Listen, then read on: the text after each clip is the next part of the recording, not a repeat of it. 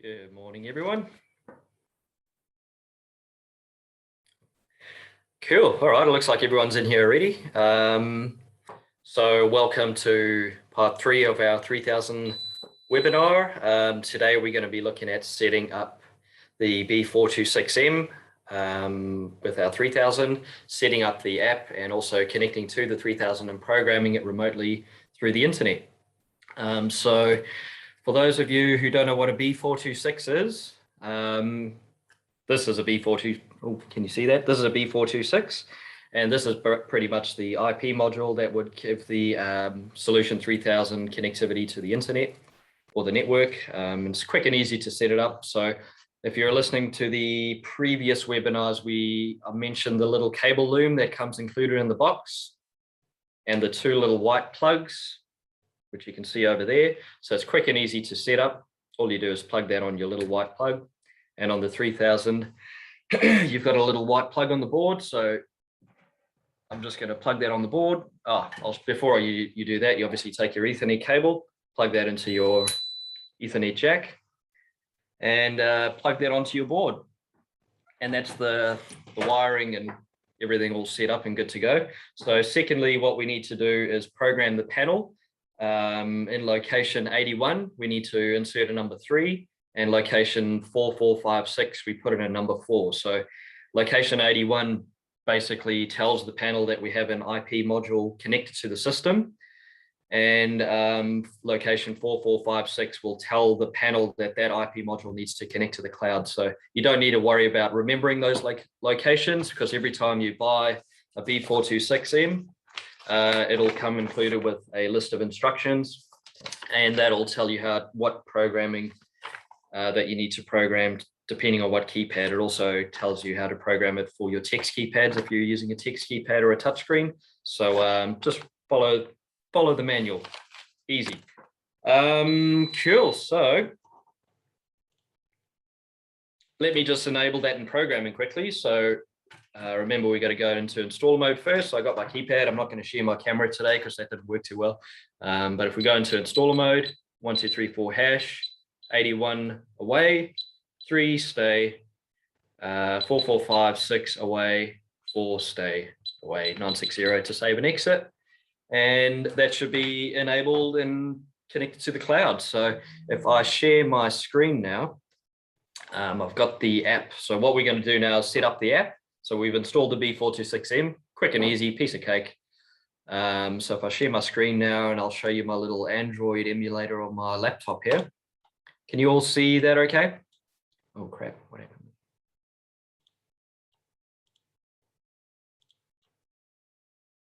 Okay, cool. So when you download and install the app for the first time, you're obviously not going to have any login details to connect to the system.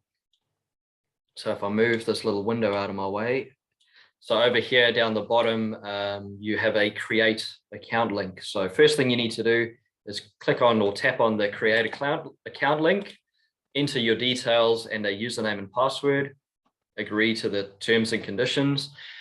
And then Bosch will send you a verification email to your email, and with a little link. Once you click on that link, that'll activate your account for you. So we won't do that now because I've already done that previously. I've signed up with my email address and I'll just log in with my details. And you can say remember me so you don't have to do this every time. Hopefully that works. Cool. So we're in. Okay, so as soon as you log in, you'll see that there's no panels found. So what we need to do now is add a panel. So another thing I should have mentioned earlier is when you buy a B426M, it includes the little QR code in the box, which is a sticker. Most people just put that on the panel lid so you don't lose it, because it's quite important that you keep that. But what we need to do now is add the panel to the app so we know how to connect to our security system. So if we hit on the little arrow, that will say, see, there's no panels available. So if we hit the plus button, that'll give us an option to add it. So I'm just going to say Brent test, and the cloud ID is that long gobbledygook number on the sticker. It's also got a little QR code symbol there. If you click on that, that should hopefully open. Oh, here we go. Should open the camera. Don't know where that went. Did that do anything? Oh, Jesus. Hang on a second. Let me just try that again because that didn't seem to work too well. It's just gone blank. Sorry, give me one moment. I'll open that up again. I tried this yesterday and it worked fine. Come on, you doing something?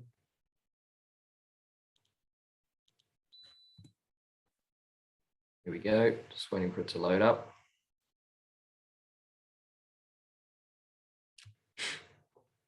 Okay, well this time instead of trying to open my camera, because this is a Android emulator on my laptop, it might not work too good, but usually on your phone it would open up your camera and then you just point your camera to the QR code and that will automatically read the gobbledygook numbers for you. So hopefully, can you all see the app again? Is that all good? Okay. So let's try that again. If we go into add, and I'm going to say Brent test, but this time I'm going to manually type it out because the camera screwed it up last time. So we'll go P9DTW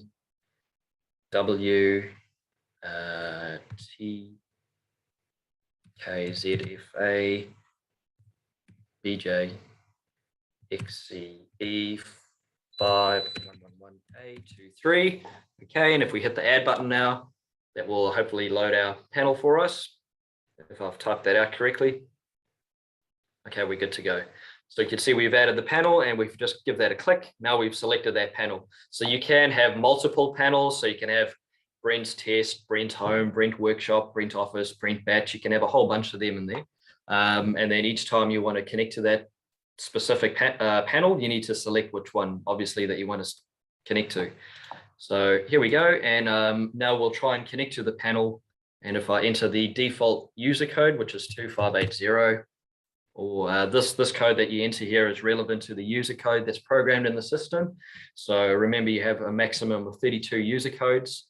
So whatever program or whatever user code you've programmed against that user, they'll log in with this user code. So if we hit the connect button, just give it a moment to wake up. Usually once it gets to the receiving panel data or receiving user rights or something like that, that means it's connected and it's just receiving the information. So here we go, retrieving user rights. So I think we're all good to go. Beauty. All right, so here we go. System is disarmed, okay? So we got the big green button and I don't know if you can hear the keypad beeping in the background, but if we click on that, it'll give us an option. So we can say away mode, stay 1 or stay 2. So we're just gonna say, for testing purposes, away, and you can see the panels in exit mode at the moment, and I've got a low battery, so I'm getting notifications also, and that'll just take a few moments to update. There you go. Cool. So if it's red, it means it's armed or in exit mode. So we will disarm it, and it's that easy. That simple. Is that easy? Put your hand up if you think that's pretty damn easy. Cool. Okay. Well, I'll just quickly disconnect and I'll show you there's another little option in here. So this is where you set up your push notifications. Ooh, where did that go? Settings, that one over there. Yeah, so push note over here is where you enable and disable your push notifications. You can select for alarms, system events, and faults and troubles. Out of the box, you only get the alarms, but if you want system events, like your arming and disarming and all of that kind of stuff, or faults and troubles, like you get a flat battery or date and time, like you just saw before, you'll have to tick those. Another thing, when you install the app for the first time, it'll prompt you to allow notifications from that app. So some people deny that because it's just a habit. Most people don't like notifications for receiving notifications all the time, and just out of instinct hit the deny button. So if you're not getting push notifications, just go into their phone settings and make sure their notifications are turned on.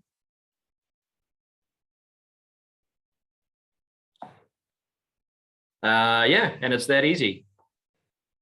So what I'll do now is stop sharing my screen, and we'll have a look at ALink Plus. So if I open up ALink Plus on my laptop,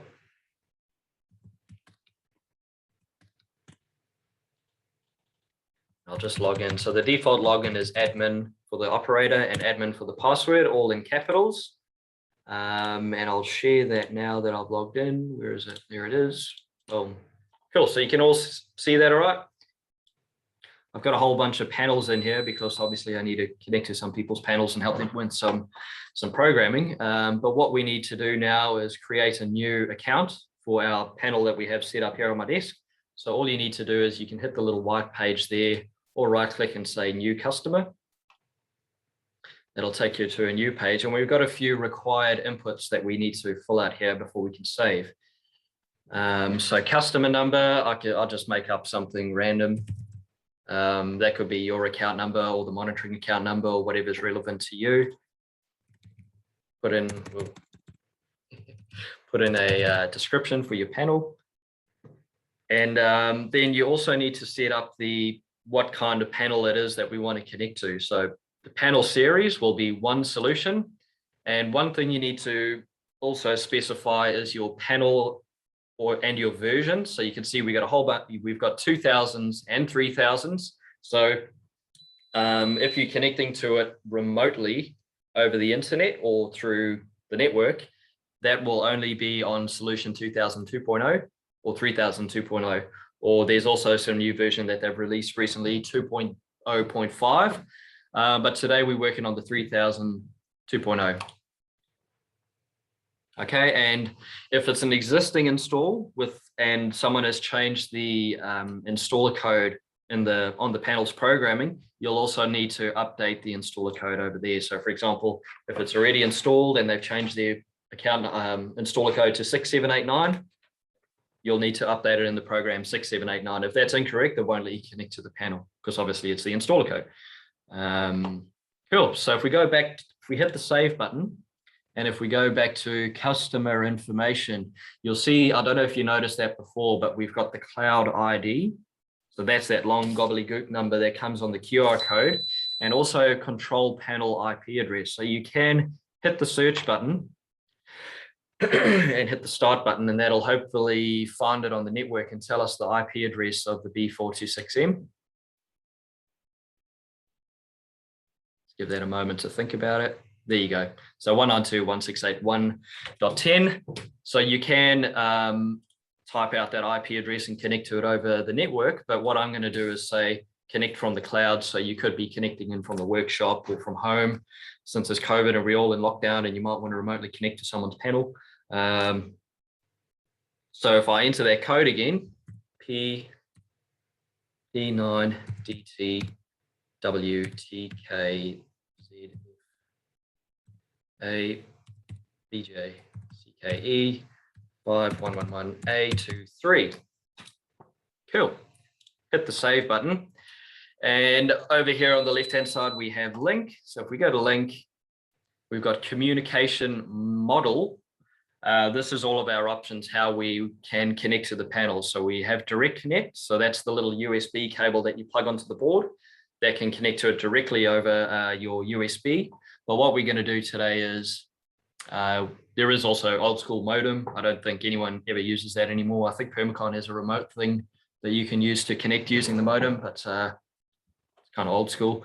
But then you have two options for cloud or network TCP IP. So network is obviously going to use the IP address that you've put in there, but today we're using cloud.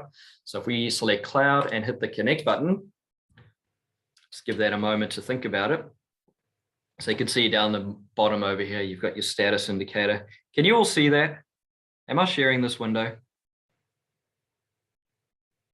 Good. Cool. Okay, so that's connected to the panel. And you can see over here, we got two options. So we can receive the panel or send. So I'm just going to receive it.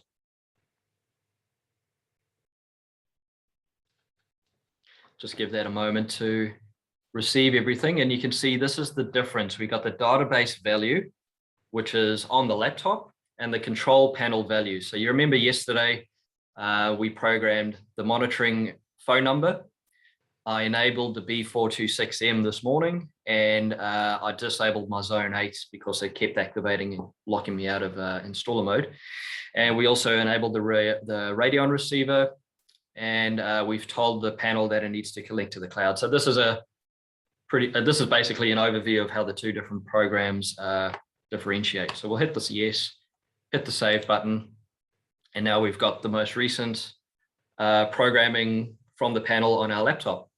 So you're probably wondering, how do we program this now? So if we go to control panel configuration, I briefly touched on this, the installer code, but at the top here, so you've got all of these programming options, and this is how you program the panel using ALink. So you can see over here, we got the user code.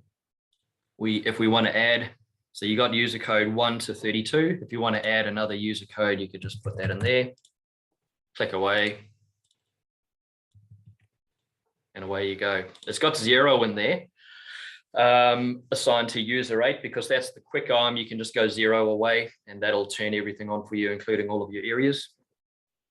User 1 to 16, I'm probably not going to go through everything, but just to give you a bit of an idea of how to do this. You've got your username, put in a username so you know who that user belongs to. You've also got your user allocate. So over here, this is where you'd select if it's the users allocated to area 1, area 2, or area 1 and area 2. And also the authority levels. So you can arm and disarm, master code functions, and all sorts. You got your system timers. So you remember yesterday you had to do the math to figure out your entry and exit delays. It was a bit of pain. So over here, it's a lot easier. You could just type in there, put in 40 seconds. You could just type in how many seconds you want. Nice, quick and easy. What's another good one? So over here is your RF receiver. So you remember yesterday we enabled the RF receiver. We have 3 options: no RF receiver, Radeon receiver, or WE800 EB2, which is a little white plug on the corner. So we'll leave it at Radeon at the moment. And then also your RFIDs for your zones. So for your wireless detectors, you get a 9-digit RFID. And instead of automatically learning it through the keypad, you could just come in here and type out your RFID, and that will learn that into the system automatically for you. You've also got all inputs used. So this is input 1, 2, 3, and 4 on your wireless detectors. You don't usually need to worry about those unless you're using your RFun, which is your wireless store read. So input 1 would specify, no, I'm not going to get into that now, but input 1 would specify the little magnet. Input 2 would mean the external input that you wire into it. So remember, if you're using the wireless store reads, you need to specify if you're using the magnet or the external input. If you don't, they're both going to be enabled by default. You're going to put the little magnet up and you're going to go, why is this zone open? The door's closed. It should be freaking working. The problem is you need to disable the external input or vice versa. So just keep that in the back of your mind somewhere. Same thing for your key fobs. You just go in there, put in your RFID for your key fob, and you're linked into the system. But I think what you most would be interested in your zone configurations. So over here, you've got your zones 1 to 16, and you can see your default zone types like your delay, your handover instance. So 8 to 16 is not used, but if you want to use it, you can just double click on it, hit the little drop down box, and then you can select what zone type. So let's say we want it to be we'll make it a handover, and that's your zone enabled for you. You got a few other options that we covered in the yesterday, I think it was, with the programming. You got your zone pulse count time, zone options 1, zone options 2. So remember your zone options 2, like your upstairs and downstairs. If you want to set your stay mode, you can just double click on this. That'll open up your little window, and you can say, I want this zone to bypass and stay mode. So when you go user code and stay, it'll automatically bypass that zone and stay mode for you. And another thing to mention is your zone source. So if you manually learning your wireless detector or RF detector into the system using the keypad, it automatically updates this for you. But if you're doing it through the installer programming or through ALink, you need to tell the zone if it's an onboard zone or an RF zone. So just remember that you need that little option in there to be set for you. You can also go zone allocate. So this is if you're doing different areas. You can see they're all assigned to area 1, but let's say zone 8, we want an area 2. So we just say area 2. Or if you have a common zone for both areas, you can allocate it to area 1 and 2. Piece of cake. Zone names, that's pretty much self-explanatory. Go in here and put in entry, DIR, hallway, etc., etc. Then you've got your outputs. So this is your default onboard outputs. So just for a test, what I can do is I can program an output to trigger through the app. So we'll send the configuration, go into the app, and there should be a little option in there to trigger your output 1, so you can program it through the app. So I'll do that for my onboard output, because that's my onboard relay, and I can actually hear when it activates. So there is an event type 28. There you go. So remote control 1. It's a little bit confusing. It's actually remote control 1 assigned to output 4. So everyone thinks it needs to be remote control 1, which is assigned to output 1. You can assign any output to any remote control. So don't worry too much about that. There's a whole bunch of them. You can go up to 20, remember. Where were they? There you go. So you can have a whole bunch of remote outputs. So I'll go back to my 2.8. That one there. And we'll set our polarity, normally open 1 shot low, time base, 1 second, time base multiplier, 1. So that pretty much says when I push that button on the app, it's going to trigger output 4 for 1 second. Piece of cake. Another thing to look at is your receiver configuration. So if you're monitoring, yesterday we covered the phone numbers, account number, and you can see over here the default format is contact ID. So that will use the onboard dialer to dial out. But let's say we want to communicate through using the B426M using the contact CSV IP format.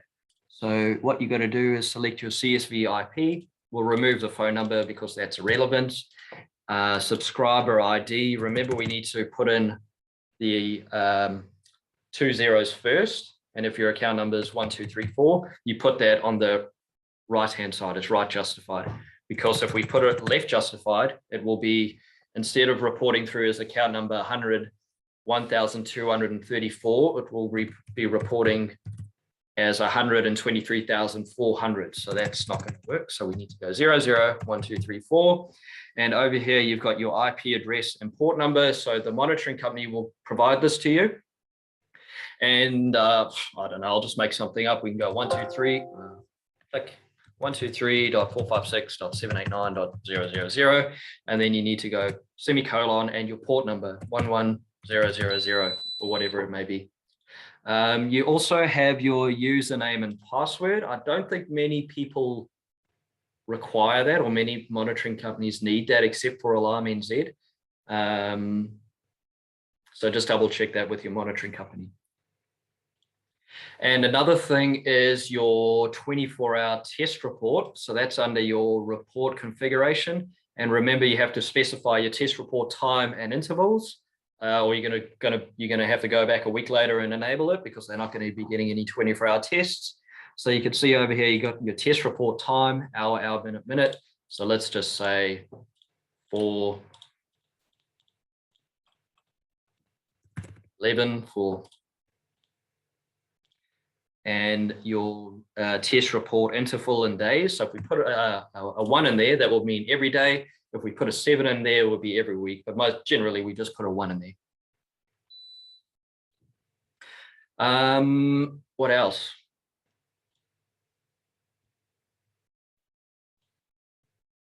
Yeah, what was it? So remember, if you're using the B450M, which uses, it's basically the same thing as the B426M, except it uses a SIM card. So if you're using a SIM card for the B450M, you need to specify the APN for the provider. So for Vodafone, it would be Vodafone. For 2 degrees, it would be internet. For Spark, it would be internet, all in lowercase. So you need to specify that somewhere in the module. So you, where was it? It was in here somewhere. I'll just click through here and try and find it. There it is. So your primary network access point name.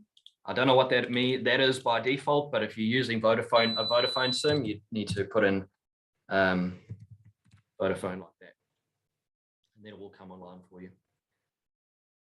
So yeah, that's pretty much the panel programming done. So what we want to do now, we've connected to the panel, we've programmed it up, we've added our zones, our user codes, our key fobs, our monitoring, and whatever. So we want to save and send it back to the panel. So we hit the save button on the top left, go back to link. We'll have to reconnect to it because it does disconnect after 5 minutes, unless you untick that box. Give that a moment to connect to it.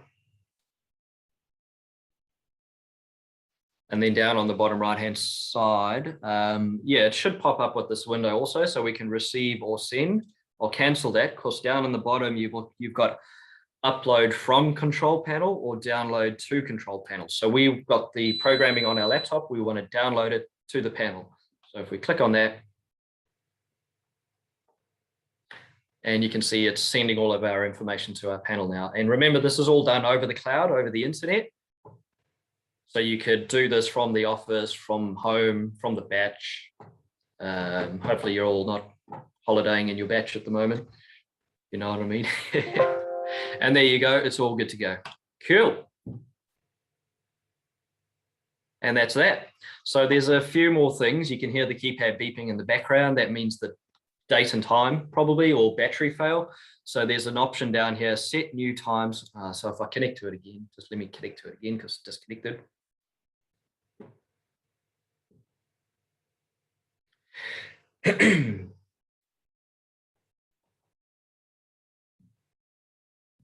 Cool. So you can see we connected now, and we got a few options in here. We can set new time, review journal, stop push. I've tried stop push. It doesn't really do anything, so I wouldn't worry too much about it. But let's set the date and time. So you select the function and then launch the selected function, and that'll update the time on the date and time on the panel for you. You can also select review journal, hit the launch selected function, and that will retrieve your event history for you. Just hit the OK and save. And then on your left-hand side, you've got your history events. If you click on that, it's imported that into the software for you. So that's pretty easy. I don't know what much more to cover on that. So you all happy with that? Is there anything that I needed to cover in there, or you're all good? Beauty. Okay, so what I'll do now is I'll go back into the app, because remember I've set that output, my output 4 to trigger from my app. So if we log in and I put in my user code 2580, hit the connect button, just give that about 20 seconds to connect. I think that's beeping because my battery, I haven't got a battery connected to it. Retrieving user rights. So here we go. ALink, set clock. Okay, so we're good. So if we head over to our left-hand side, we've got a few other options in here. Security, events. There's no events, so that's good. We've got the history. So that's the same as reviewing the history in ALink. But we've also got output. So here we go. You can see output 1, which we've set up for output 4. And if I click on that, I can say turn on. I don't know if you'll hear this, and my relay is just triggered on the output, and that's going to open my door or my gate or garage door, whatever you want. So you can have up to 20 outputs in this menu, controlling whatever the hell you want, pretty much. So yeah, that pretty much covers it. So let's have a look at the Q&A to see what you guys are, what questions we have. Oh, Adam, okay, I'll have a look at that for you.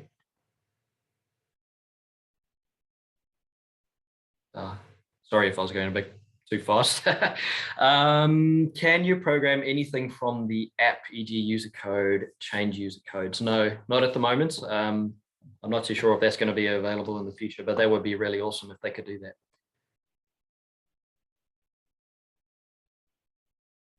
Does Apple allow a sound change for user notifications?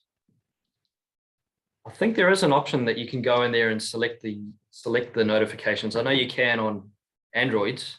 I know Brent Stokes and Paul has iPhone. So what I can do is I can just confirm that for you and let you know. Send you a copy from yesterday. Comlight, yep. James, on the app history, does it show the username or just the user number? Let's have a look.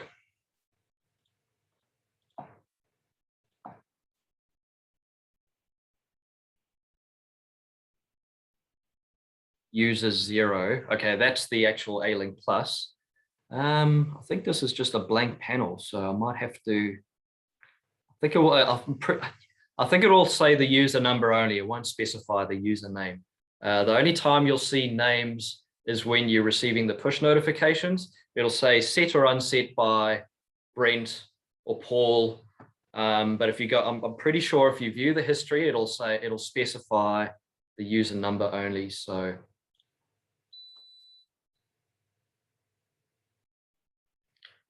the first day and second day training video. If you missed that, I guess we could put that on our website or send out a few links in social media. But if anyone needs those videos, just send us an email to support@CS Products, and we'll reply to that email and send you the links. Oh, what about adding an output card to the system? So that's really easy. You have your same little loom. So remember, I don't know if you can see this because I got this blurry background, but we got two plugs. So you've got your loom that will plug onto the board. That will give you your keypad bus connecting to the system. And then if you want to add a second output board, a second or another B308, you could just piggyback off this little white plug going to your B308. And then you can jump in the programming. I'll just go back and share my screen. If we go to this one, can you all see ALink there?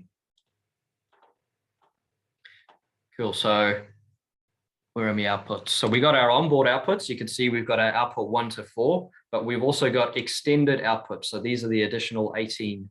I don't know why it's 18 because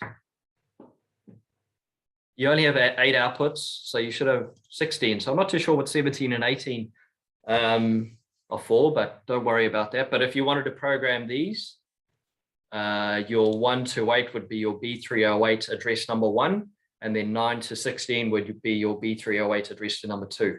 So you can jump in here, same as any output, like your onboard outputs, jump in there and select your event codes. For example, if we wanted to mimic a zone, so we're going to say when that zone detects movement, it's going to trigger the output and turn on the output for 10 minutes or something like that. So we're the mimic zone 4, for example, and I think that'll be normally open going low. And then your time base can be minutes and how many minutes you want to trigger that for. So in theory, if I've selected the polarity correct, when zone 4 triggers, it's going to trigger the output for 10 minutes. So hopefully that answers your question. What else we got? Is the software free? Yes, it is. You can go to our website and download that, or you can just Google ALink Plus download, and that should find you or navigate you to the Bosch website to download it from there. How do you pre-program on ALink before you have panel but know what needs to go on it? Yeah, well, that's pretty easy. We go back, won't save that. Which one am I sharing? ALink. Yeah, so if you're at the office and you want to pre-program it, all you got to do is have new customer, set up what I've just gone over, and then when you go to site, you can just connect to it and download to it and send the program. Easy.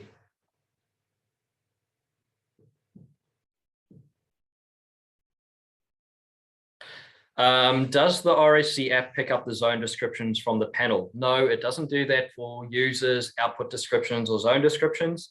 The only time, like I've already mentioned, is you'll only see the descriptions in the push notifications, which is a bit of a bugger, but hopefully in the next release, they'll update that for us. Is there a backdoor method to link? No, not that I'm aware of. If you haven't got the installer code, you're kind of screwed.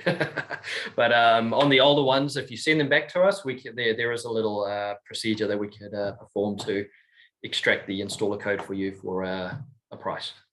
$50, we'll call it $50. You loaded your name into the system, but haven't set it since. What?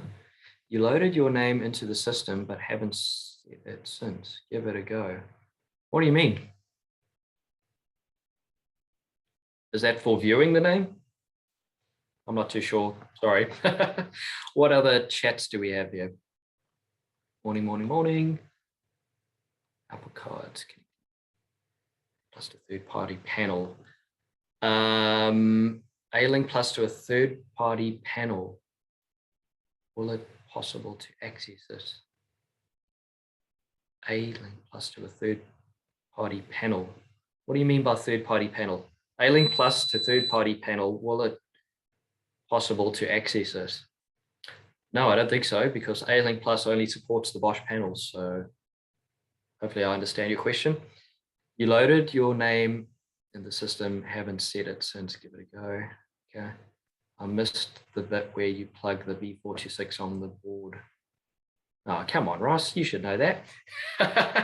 So on your B426M, you've got your little plug, and then you've got the other plug. So this cable comes in the box, and on the panel, my lead's not long enough. It's got a little white plug on the panel where you connect the programming adapter module. You can also plug that onto the panel.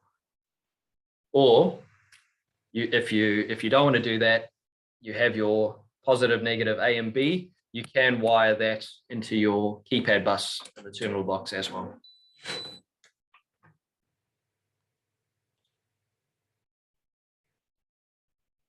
Viewing the name. Are you talking about viewing the name from the app? I'll just give you a second to write that down. Sorry, I don't understand.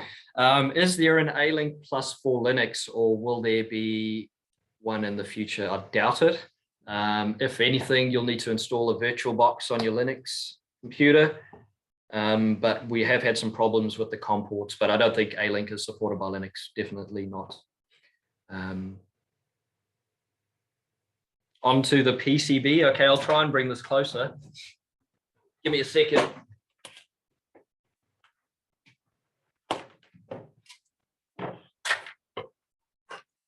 Hopefully you can see that. Let me change this background. Nah, screw it. So on the panel, you have a little white plug over there, which is connected exactly to your keypad bus. So if you got your B426M on your loom, take your little white plug and shove it on your board like that, and you connect it, good to go. Hopefully that answers your question. Yes, viewing that name on the app history. Oh, okay, cool. Okay.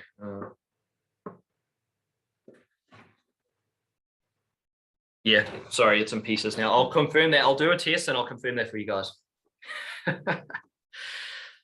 Can we use ALink to program older panels? Yes, you can. The problem with that is the little cable that you would use to plug into your laptop to connect to the older panels is obsolete, and I haven't seen them for a long time. So if you find one of those, you should be okay.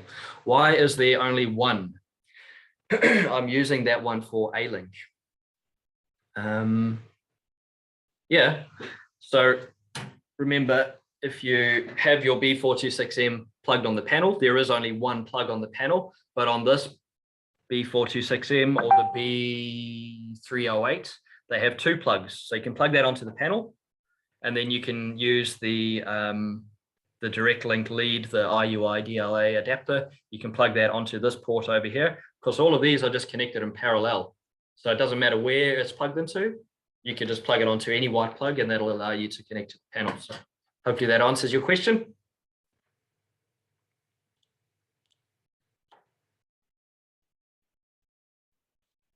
Cool. Yeah, perfect.